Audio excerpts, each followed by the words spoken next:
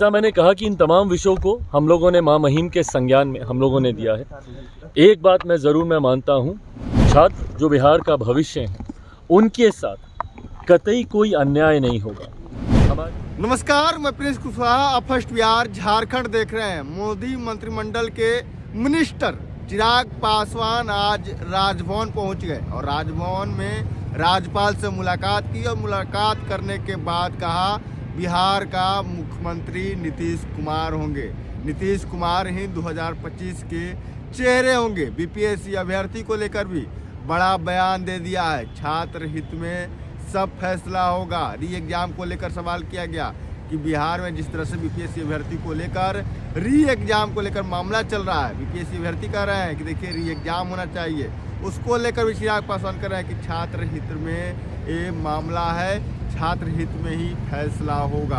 आपको बता दें बिहार में पेपर लीक हुआ था, इसको लेकर तमाम जो विपक्ष के पार्टी हो या जनसुराज हो धरना प्रदर्शन कर रहे थे, आमरण अनशन करते, कैंडल मार्च थे। लेकिन अब चिराग पासवान कर रहे हैं कि छात्र हित में फैसला होगा। वहीं मुख्यमंत्री के चेहरे को लेकर भी जिस तरह से तेजस्वी यादव ने बयान दिया था, कहा था कि तेजस्वी जिस तरह महाराष्ट्र में जो खेला हुआ था बिहार में होगा, उसको लेकर भी राज्यपाल से मुलाकात की और कहा कि देखिए बिहार का अगला मुख्यमंत्री नीतीश कुमार होंगे और नीतीश कुमार के चेहरे पर ही चुनाव लड़ा जाएगा। चिराग पासवान का पहले आप बयान सुनिए। राज्यपाल जी से आज मुलाकात हुई।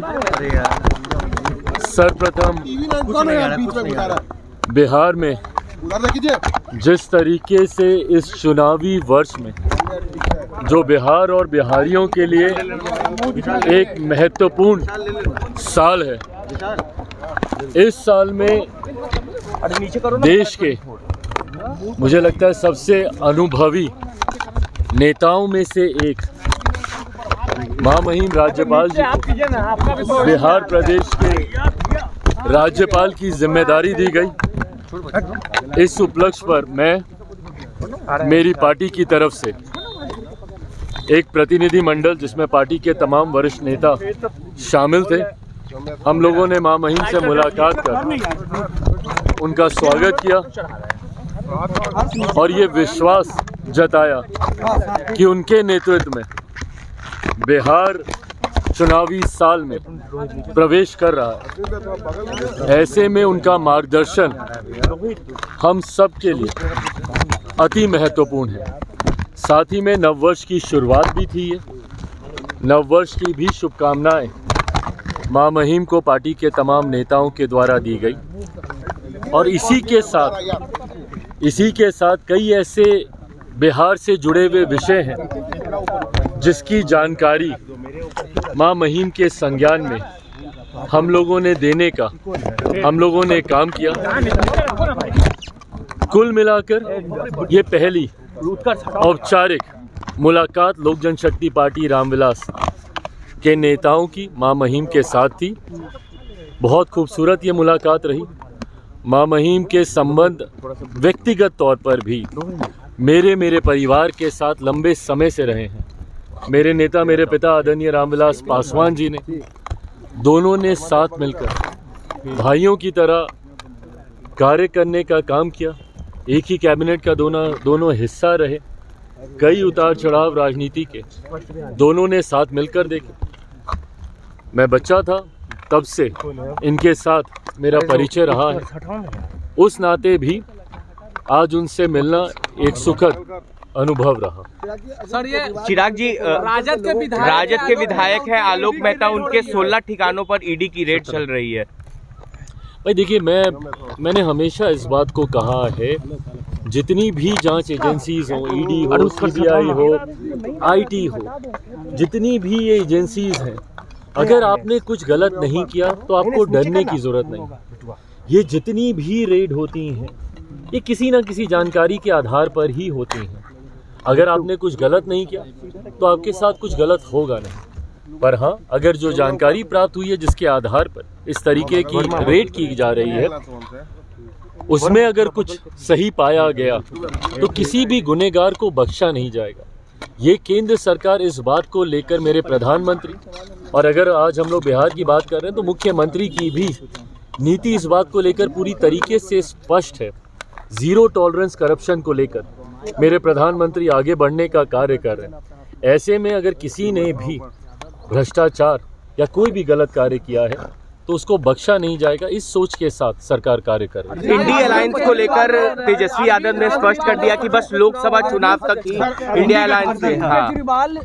इंडिया अलायंस, तथाकथित इंडिया अलायंस, आज स्वतः इन्हीं के घटक दलों ने इंडिया अलायंस को स्वाहा कर दिया। जो विपक्षी दलों का गठबंधन, जिसका महिमा मंडल ये लोग करते नहीं थकते थे, और उसको एनडीए के सामने विपक्षी एकता का चेहरा बनाने का ये लोग काम करते थे इंडिया अलायंस को, आज उन्हीं के कई घटक दलों ने उसकी समाप्ति की घोषणा कर दी। ऐसे में एक बात तो तय हो गई है कि विपक्ष पूरी तरीके से बढ़ चुका है, और इस बात को मैंने कई बार बोला है कि जब महत्वाकांक्षी दलों का गठबंधन होता है तो वो कभी एक साथ नहीं रह सकता।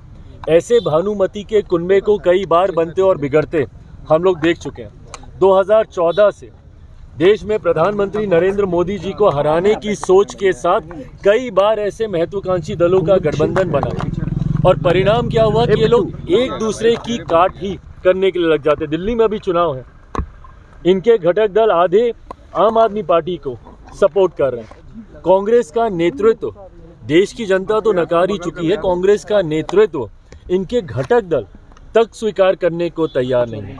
तो ऐसे में एक बात तय है कि एनडीए के सामने कम से कम अब विपक्ष कहीं नहीं ठहरता। मुझे तो बिहार में भी नहीं पता, जब केंद्र में अगर विपक्ष की यह हालत है तो क्या राजद, वाम दल, कांग्रेस, ये तमाम दल एक साथ मिलकर चुनाव लड़ेंगे? क्योंकि कांग्रेस की भी महत्वाकांक्षाएं, अभी तो 100 का आंकड़ा इन्होंने पार नहीं किया, पर महत्वाकांक्षाएं तो बड़ी हुई।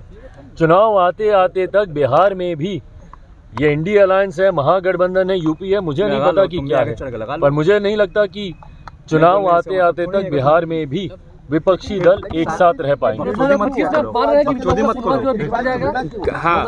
ये सोच एक सत्ताधारी, एक राज्य की सत्ताधारी दल के प्रमुख की ये सोच, और वो भी एक ऐसे राज्य की सत्ताधारी पार्टी जो कि देश की राजधानी है। आम आदमी पार्टी के प्रमुख पूर्व मुख्यमंत्री अरविंद केजरीवाल जी ने जिस तरीके से यूपी बिहार के लोगों को लेकर आपत्तिजनक टिप्पणी करने का काम किया है, इसको कतई बर्दाश्त नहीं किया जा सकता। यूपी बिहार के लोगों को फर्जी कहना, ये कहना कि ये लोग फर्जीवाड़ा करते हैं, आके पहचान पत्र बनाते हैं, किस तरीके की सोच है ये? आज अभी हम लोग महामहिम के साथ बैठे हुए थे और उसमें ये चर्चा हुई कि ये वही यूपी बिहार के लोग हैं। अगर एक दिन अगर ये लोग कार्य ना करें तो कहीं ना कहीं देश की गति थमने पर आ जाएगी। इतना महत्वपूर्ण योगदान है, और ये किस तरीके की बांटने की सोच है? क्या चाहते हैं पूर्व मुख्यमंत्री अरविंद केजरीवाल जी कि भारत में अब ड्यूअल सिटीजनशिप लागू कर दी जाए क्या? क्या आप देश के नागरिक अलग और राज्य के नागरिक अलग? ये देश की वो राजधानी है जहाँ पे देश भर से लोग आते हैं, और किस तरीके का संदेश आप उस राजधानी से आप देना चाह रहे हैं? और कल को आपको वोट भी इन्हीं का चाहिए, जाएंगे भी इनके पास और इन्हीं को गाली भी देंगे। ये वही सोच है जो कि महाराष्ट्र में भी एक राजनीतिक दल था जो महाराष्ट्र में बिहारियों के ऊपर लाठी चलाने का काम करता था, और आज उद्धव ठाकरे जी की पार्टी, और आज वही सोच को अरविंद केजरीवाल जी, ये पूरी तरीके से फ्रस्ट्रेशन है इनकी। जिस तरीके से आज एनडीए गठबंधन को हर सर्वे में बढ़त मिल रही है, जिस तरीके से एक बात है कि पिछले 10 सालों में लगातार इनकी सरकार होने के बावजूद ये अपने वादे पूरे नहीं कर पाए। कौन कौन से देश से तुलना की थी कि दिल्ली को ये बना देंगे, क्या क्या कहा था कि दिल्ली की सड़कें कैसी कर देंगे तो पानी कैसा वहाँ का हो जाएगा। आज भी जाके देखिए वहाँ के नलों से गंदा पानी, आज भी जाके वहाँ की सड़कों के हालात देखिए, वहाँ का इंफ्रास्ट्रक्चर देखिए। हकीकत है ना इनसे पंजाब संभला ना इनसे दिल्ली संभला, और दिल्ली के लोगों ने इस बार बदलाव का मन बना लिया। अगर इनको बार बार यही शिकायत करनी है कि एलजी हमारा साथ नहीं देता, अगर इनको बार बार यही शिकायत करनी है कि केंद्र सरकार से हमको साथ नहीं मिलता, इससे पहले तो किसी सरकार ने ये शिकायतें नहीं की थी, और इन्होंने सिर्फ ये बहाना बना लिया काम नहीं करने का। तो जब आपको काम करना ही नहीं है और आप यही कहते हैं कि भाई केंद्र से हमको समर्थन नहीं मिलता, एलजी हमको समर्थन नहीं देती, तो माइट एज वेल दिल्ली की जनता इस बार उसी सरकार को चुने ना, जिसका समर्थन एलजी देंगे, जिसका समर्थन केंद्र सरकार को भी जिसका मिलेगा, और जिनको बहुत खूबसूरत शब्दों में हमारे प्रधानमंत्री जी डबल इंजन की सरकार कहते हैं। इस बार ये बात तय है कि 8 फरवरी को जब परिणाम आएंगे तो दिल्ली में डबल इंजन की सरकार होगी, भाजपा के नेतृत्व वाली एनडीए की सरकार दिल्ली में बनने जा रही है, इसमें कहीं कोई संदेह नहीं। बीपीएससी के मुद्दे पे भी बात हुई क्या? शुरुआती दिनों में ही तेजस्वी यादव ने कहा कि इस साल बिहार में एनडीए की विदाई। अच्छा सुनिए ना, इनकी ये आदत बन गई, आप इनके बयान निकाल के देख लीजिए ना, लोकसभा के बाद क्या बोलते थे, सुपड़ा साफ हो जाएगा, खाता नहीं खोल पाएंगे, हर चुनाव में वही रटी रटाई बातें। परिणाम क्या होते हैं? अभी उपचुनाव में परिणाम दिख गए ना इनको। हाँ, 4 सीटों पे उपचुनाव हुए, 100% स्ट्राइक रेट रहा एनडीए का। क्या हो गया भैया? ऐसे जिनको ये अपना गढ़ मानते थे, जहाँ पे अपना आधिपत्य ये मानते थे कि भाई कुछ हो जाए, बेलागंज जैसी सीटें, ये सारी सीटें हम लोग कभी जीतेंगे नहीं। वहाँ पे वो कौन सी सीट, वो जो पांडे जी की थी, वो जीता वहाँ से, तरारी वाली सीट, ये तमाम सीटों पर ये लोग मान के चलते थे कि ये हमारे पॉकेट की सीटें हैं। क्या हो गया भैया? 4 सीटें हार गए। और ये एनडीए की ताकत है, जिस तरीके से एनडीए के 5 दल हैंड इन ग्लव की तरह मिलकर कार्य करने का काम कर रहे हैं।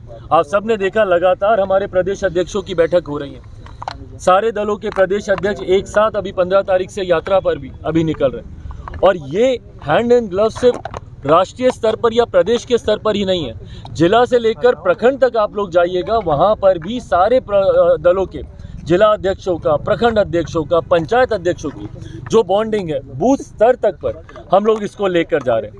ऐसे में ये मानकर चलिए, जिस तरीके से मैंने लोकसभा में भी कहा था कि बिहार में परिणाम अच्छे रहेंगे, इसी तरीके से विधानसभा में भी मानकर चलिए कि 225 से ज़्यादा सीटें एनडीए जीतकर इस बार सरकार बना रही है। बीपीएससी अभ्यर्थियों के मुद्दे पर भी बातचीत हुई राज्यपाल से। जैसा मैंने कहा कि इन तमाम विषयों को हम लोगों ने मां महिम के संज्ञान में हम लोगों ने दिया है।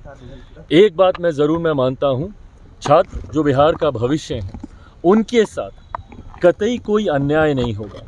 हमारी बिहार की एनडीए की सरकार, हमारे मुख्यमंत्री नीतीश कुमार जी और तमाम घटक मिलकर इस बात को सुनिश्चित करने के लिए, उनके सुझावों को लेकर, तमाम विषयों को लेकर इस बात को सुनिश्चित किया जाएगा कि उनके भविष्य को लेकर किसी छात्र के साथ कोई अन्याय ना हो। तो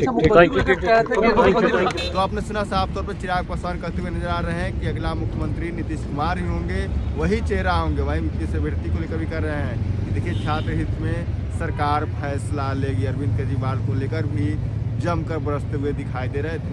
बराज खबर इतना ही, इसी तरह तमाम खबर बन रहे हैं। अब फर्स्ट बिहार झारखंड देख रहे हैं। जहां 27 वर्षों के सफर में 17,000 से भी अधिक छात्रों ने डॉक्टर एवं इंजीनियर बनकर भरे सफलता की ऊंची उड़ान, जहां साधारण छात्र भी झारखंड टॉपर्स बनकर बना रहे इतिहास। दूरदर्शी शिक्षाविद श्री विपिन सिंह के मार्गदर्शन में मेडिकल एवं इंजीनियरिंग के लाखों छात्रों के लिए आशा की किरण के रूप में गोल नेशंस लीडिंग इंस्टीट्यूट